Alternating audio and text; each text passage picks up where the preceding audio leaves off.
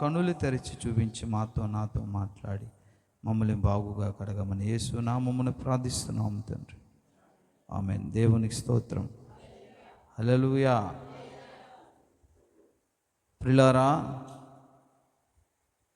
ఈ 38వ కీర్తన 20వ వచనములో మేలునకు ప్రతిగా వారు కీడు చేయుచున్నారు, నేను ఉత్తమమైన దానిని అనుసరించుచున్నందుకు వారు నాకు శత్రువులైరి. ఈ అనుభవం మన బ్రతుకుల్లో చాలామందికి ఎదురవుతుంది. మనం మేలు చేస్తుంటే ఇతరులు కీడే తలపెడతారు. మనం ప్రేమిస్తుంటే వాళ్ళు ద్వేషిస్తూనే ఉంటారు. వారికి మనం ఏదో ఒక రకంగా సహాయపడదాం అనుకునే మన వెనకాల నుంచి గొయ్యలు తవ్వుతుంటారు. అసలు ఏంటి పరిస్థితి? ఎందుకిలా?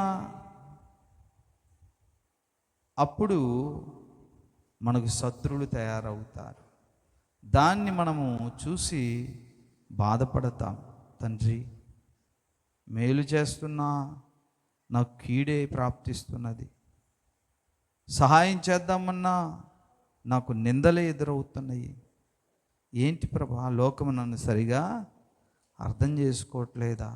ఏంటి పరిస్థితి నాయన అని బాధపడతాం. అవును, ఏ విశ్వాసి అయినా ఏ సేవకుడైనా ఉత్తమమైన దాన్ని చేపడితే అప్పుడే స్టార్ట్ అవుతారు కొంతమంది నీకు వ్యతిరేకంగా, కొంతమంది శత్రువులు. ఎందుకో తెలీదు.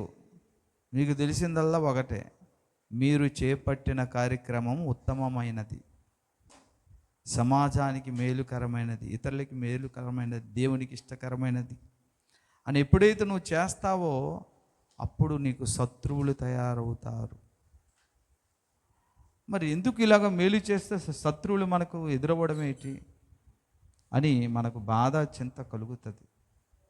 కానీ దేవుని యొక్క అనంతమైన జ్ఞానం మనకు తెలియదు. కానీ మనల్ని దేవుడు ఏం చేస్తాడంటే, మన చుట్టూ ఉన్న శత్రువులు మనకు పట్టిన మురికి లాంటి వారు, వారు బంగారానికి పట్టిన మస్టు లాంటి వారు, వెండికి పట్టినటువంటి మస్టు లాంటి వారు.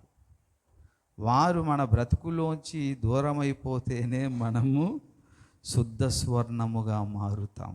అందుకని దేవుడు వారిని మన నుండి ఆయనే దూరం చేస్తాడు. చాలాసార్లు అది మనకు అర్థం కాదు. మనమేదో బాధపడిపోతుంటాం, అయ్యో దూరం అయిపోయారు, అయ్యో వెళ్ళిపోయారు, అయ్యో నమ్మిన వాళ్ళు మోసం చేశారని. అలా బాధపడకండి. వారు వెళ్ళిపోతేనే మనకు మేలు. మన బ్రతుకులో ఎవరో కొంతమంది దూరం అవుతారు. స్నేహితులు కావచ్చు, బంధువులు కావచ్చు, విశ్వాసులు కావచ్చు, నమ్మినోళ్ళు కావచ్చు, దూరం అవుతారు. దానివల్ల మనం నేర్చుకోవలసిన పాఠం ఏంటంటే, వాళ్ళు అనుకోవచ్చు, చూసావా మోషే గారికి నేను ఎంత దెబ్బ కొట్టానో అలాగే అవ్వాలి, అలాగే అవ్వాలి, అలాగే పోవాలి అని మోషే గారి కోసం అనుకోవచ్చు. నీ శత్రువులే, నీ వాళ్ళే. గుణగారి కోసం అనుకోవచ్చు, జానుగారి కోసం అనుకోవచ్చు, నా కోసం నీ కోసం అనుకోవచ్చు. దేటి నమ్మిన వాళ్ళు, నేను ప్రేమించిన వాళ్ళు ఇలాగ నన్ను ఇలా చేస్తున్నారని మనం చాలా దుఃఖపడిపోతాం.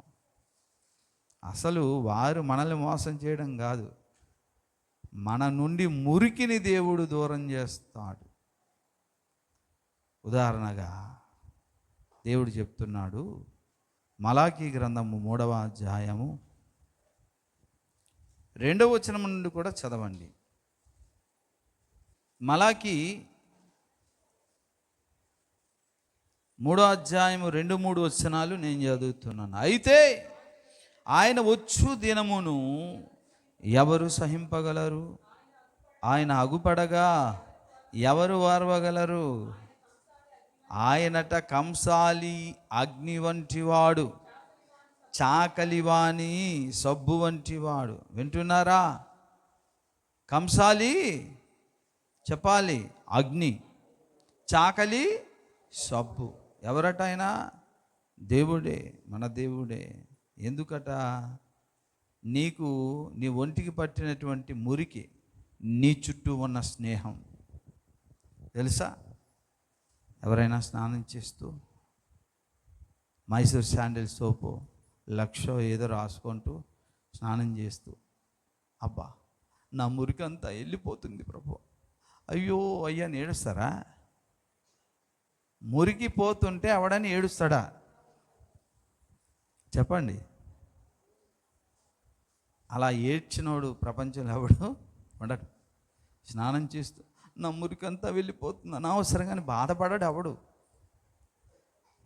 దేవుడు మన మురికి తీయడానికి ఆయన ఏం చేస్తాడనుకుంటే, నీ జీవితాన్ని నాశనం చేసే, నీ పరిశుద్ధతను నాశనం చేసే,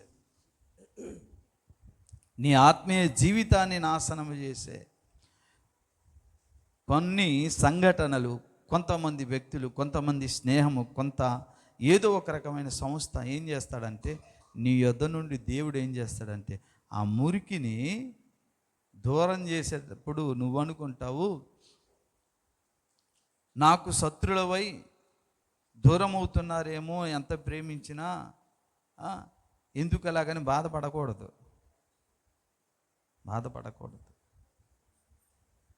మనలో మురికి వెళ్ళిపోతుందని మన బాధ పడతామా? యేసు ప్రియులారా, చాలాసార్లు దేవుడు తన అనంతమైన జ్ఞానము చేత మన జీవితానికి సర్వనాశనం చేసేవారు మనతో ఉంటూనే వాళ్ళని దేవుడు దూరం చేస్తాడు. నేను ప్రేమించిన వాళ్ళు అర్థం చేసుకోలేదని నువ్వు బాధపడతావు. వారు పిచ్చోడా, నువ్వు ప్రేమిస్తే తను బాధపడడం కాదు, నువ్వు బాధపడడం కాదు. అసలు తన వల్ల నీకు చాలా నష్టం ఉంది కాబట్టి, నీ పరిశుద్ధతకే, నీకున్న నీతిమత్వానికే, నీకున్న ఆత్మీయ జీవితానికే అసలే సర్వనాశనం అయిపోద్ది. కాబట్టి ఆ మురికిని నీ దగ్గర నుంచి వెళ్ళగొడుతున్నాను. అలా వెళ్ళాలనుకుంటే నీకు శత్రువుగానే వెళ్తాడు, కానీ మిత్రుడిగా వెళ్తాడా? మిత్రుడైతే నీ ఒంటి మీద పడి ఆ మురికి హాయిగా తామర గజ్జి దురదగా ప్రవర్తిస్తుంది. అవునా కాదా? అందుకే ఆయన చాకలి సబ్బు వంటి వాడు. ఎవరిని నిర్మలము చేస్తున్నాడు? నిర్మలం అంటే పరిశుద్ధపరచుట. ఎవరిని చేస్తున్నారు? సంఘాన్ని పరిశుద్ధపరచబడాలంటే నీ స్నేహం దొంగలతోనూ, వ్యభిచారులతోనూ, దుర్మార్గులతోనూ ఉన్నప్పుడు వారు నీకు శత్రువు అవ్వాలి. అప్పుడు కానీ వారిని నీవు విడిచి నిర్మలుడుగా, పరిశుద్ధుడుగా నువ్వు ఉండవు. అలాంటప్పుడు దేవుడు ఏం చేస్తాడు చెప్పండి? దేవుడు ఏం చేస్తాడంటే నిన్ను అగ్నిలో వేస్తాడు. అగ్నిలో, కంసాలి అగ్నిలో ఎందుకు వేస్తాడు బంగారాన్ని? బంగారానికి మస్ట్ పడుతుంది. మస్ట్ అంటే మురికి, డస్ట్. దాన్ని ఏం చేయాలి? కాల్చాలి. అవునా? కాల్చినప్పుడు హాయిగా ఉంటుంది. అంటే బాధలు వస్తాయి, శత్రువులే నిందలేస్తారు, సూటిపోటి మాటలు అంటారు, కొడతారు, మేలు పొంది దూషిస్తారు. అదొక శ్రమ. అప్పుడు ఏం చేయాలి? ఓహో, దేవుడు నా యొద్ద నుండి మురికిని, మస్టును కాల్ చేస్తుండే, పోతున్నందుకు బాధ పడకూడదు. స్నానం చేసినప్పుడు ఒంటి మీద నుంచి మురికి పోతున్నప్పుడు బాధ పడకూడదు. దేవుని అనంతమైన జ్ఞానాన్ని మనం అర్థం చేసుకొని, పిల్లారా, దేవా నా బ్రతుకులో నువ్వేది చేసినా అది నా మేలు కొరకే చేస్తావు నాయన అని ఆ స్థితిలో మన చుట్టూ శత్రువులు ఉన్నా, మన చుట్టూ శోధనలు ఎదురైనా సరే అప్పుడు కూడా దేవుని స్తుతించడానికి సిద్ధముగా ఉండాలి. హల్లెలూయా, హల్లెలూయా. కనుక దేవుడు మనల్ని ఏం చేస్తున్నాడంటే, తాను నిప్పుల కొలిమిలో మనకు వేసి, తాను జలములలో వేసి, తన సబ్బుతో పవిత్రీకరించి, ఎంత కడిగినా సరే పోని ఆ యొక్క మురికిని, చెత్తను ఒక్కోసారి కాల్చవలసి వస్తుంది. కాల్చినప్పుడు కొన్ని పోతాయి. అర్థమైందండి? అందుకే దేవుడు తన వాక్యము చేత ఉదక స్నానం చేశాడట. చేసి ఎంత ఉతికినా సరే పోనటువంటి మొండి మరకలు దేవుడు ఏం చేస్తాడండి? కాస్త మంట పెట్టి వేడి నీటిలో కూడా ఏం చేస్తారండి? రేవులో అలా చేస్తారనమాట. అయితే ఒక్కోసారి ఎంత ఉతికినా మడతలు మాత్రం పోవు. మడతలు అంటే లోపాలు. దాన్ని దేవుడు ఏం చేస్తాడు? ఇస్త్రీ చేస్తాడు నిప్పుల మీద. అప్పుడేమవుద్ది? అందుకని ఆయన కంసాలి, అగ్ని, చాకలివాని సొప్పు. ఇదంతా మన మీద, సంఘములో అందరినీ కూడా పవిత్రీకరించే పనిలో ఉన్నాడు ఆయన. చూడండి, ఆ మాట చదవండి. మలాకి 2లోనే 3వ అధ్యాయంలో 3వ వచనములో, వెండిని శోధించి నిర్మలం అంటే నిర్మూలం కాదు, నిర్మలం అంటే పరిశుద్ధపరచబడుట, చేయువాడైనట్లు కూర్చొని ఉండును. ఎక్కడ కూర్చున్నాడు తెలుసా? దైవ మందిరములో ఆయన కూర్చున్నాడు. కూర్చొని, రేవులో కూర్చొని ఏం చేస్తారండి? బట్టలు ఉతికినట్లుగా. షాపులో కూర్చొని, కొలిమి దగ్గర కూర్చొని ఆ యొక్క బంగారాన్ని, వెండిని కాల్చినట్లుగా ఆయన కూర్చొని సంఘములో ఏం చేస్తాడట? మనల్ని పరిశుద్ధపరుస్తూ ఉంటాడు. కూర్చొని ఉండును. చూడండి, అప్పుడు ఏం చేస్తున్నాడు అక్కడ? ఆ లేవీయులు నీతిని అనుసరించి, అదండి మనమే, లేవీయులం మనమే, యాజకులం మనమే, పరిశుద్ధులము కూడా మనమే. మనమట నీతిని అనుసరించి, ఇంతకుముందు అవినీతిని అనుసరిస్తేనే దేవుని ఇచ్చాము, ఆరాధన చేశాము, కానుకలు ఇచ్చాము. అలా కాదు బిడ్డ, నీలో మచ్చ డాగు కూడా తుడిచేయాలంటే నేను కూర్చుంటానని మొత్తం తుడుస్తూ, అప్పుడు మనల్ని, అంటే లేవీయులు, యాజకులు, పరిశుద్ధులంగా విశ్వాసుల్ని పిలుస్తున్నాడు.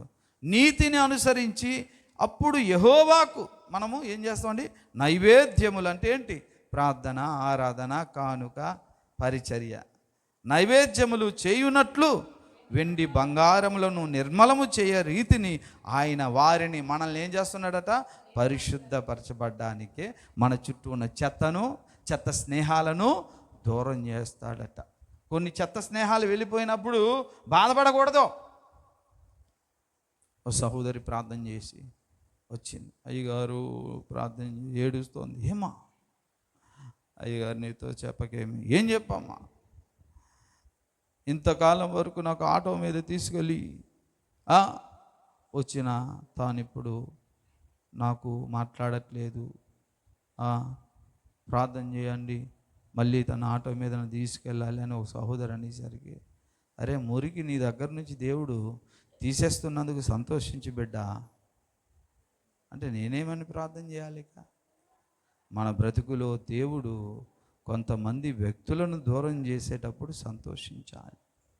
మురికి పోతున్నందుకు సంతోషించాలా, ఏడవాలా అండి? సబ్బుతో స్నానం చేస్తూ, ఆహా నాయన నా మురికి పోవట్లేదు, చాలా సంతోషం అంటామా? పోతున్నప్పుడు అయ్యో నా మురికి పోతుందని ఏడుస్తామా? చెప్పండి అమ్మా.